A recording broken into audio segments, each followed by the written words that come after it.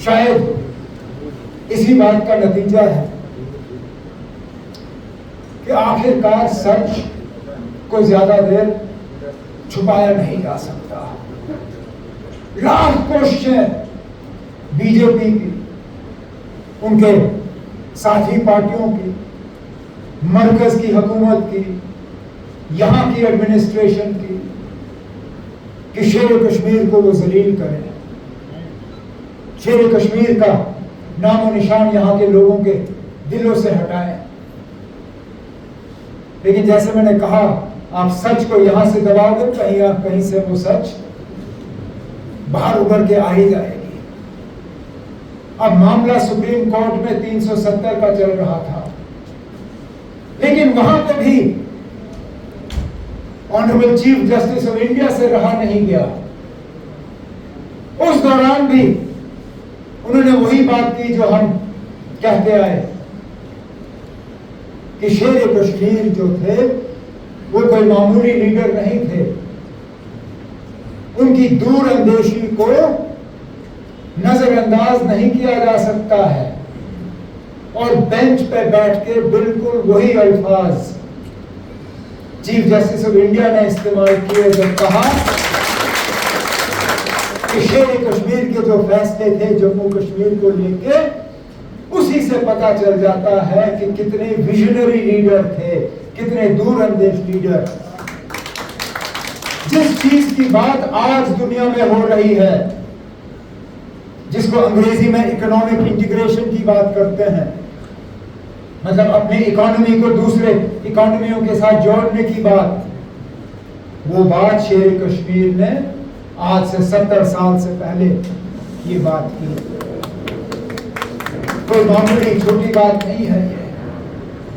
तभी तो मैं कहता हूं कि कुछ तो है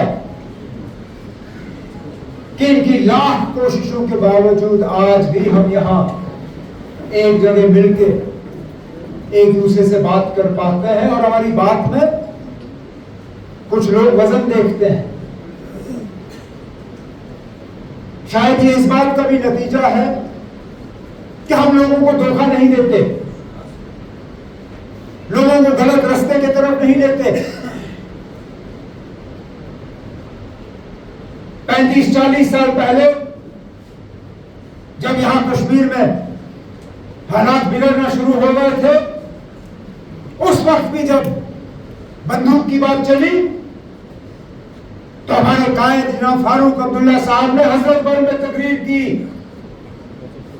और जम्मू कश्मीर के नौजवानों को कहा कि नौजवानों, ये बंदूक मत उठाओ, इसमें सिर्फ और सिर्फ हमारी तबाही और बर्बादी लिखी हुई है। अगर आपको फारूक अब्दुल्ला पसंद नहीं है, मैं चला जाऊंगा, लेकिन कम से कम फारूक अब्दुल्ला को हटाने के लिए इस बंदूक का सहारा मत लीजिए। वो दिन और ये दिन साबित हुआ कितनी तबाही और बर्बादी इस बंदूक ने लाई।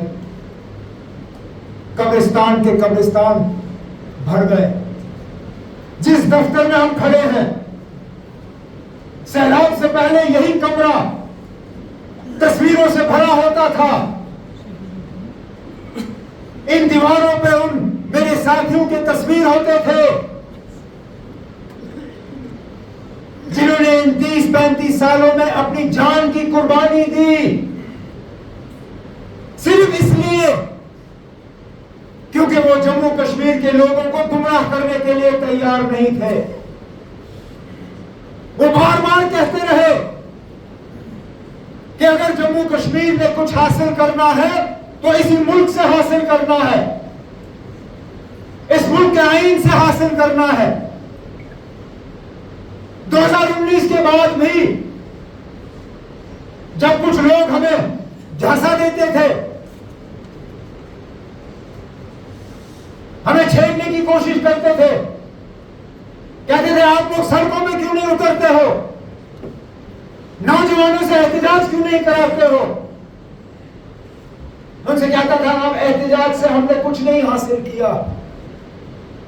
यहां के नौजवानों को हाथ में पत्थर देके उनके मुस्तकबिल के साथ खिलवाड़ नहीं करना चाहता हूं। हम लड़ेंगे तो अदालत में लड़ेंगे, हम लड़ेंगे तो जमहूरी तरीके से लड़ेंगे, हम लड़ेंगे तो आईनी तरीके से लड़ेंगे और बिल्कुल अपने अल्फाजों पे हम कायम रहे। आज मुझे उस बात की तसल्ली है कि इससे बेहतर हम कर नहीं सकते थे। इस मुल्क के सबसे बेहतरीन से बेहतरीन वकील, अगर इस मुल्क के 5 बेहतरीन वकील के नाम आप गिनोगे तो उन 5 में जरूर आप कपिल सिब्बल जी का और गोपाल सुब्रमण्यम का नाम उस लिस्ट में पाओगे। दोनों वकीलों ने सुप्रीम कोर्ट में नेशनल कॉन्फ्रेंस की तरफ से वहां अपना मौक़िफ़ सामने रखा।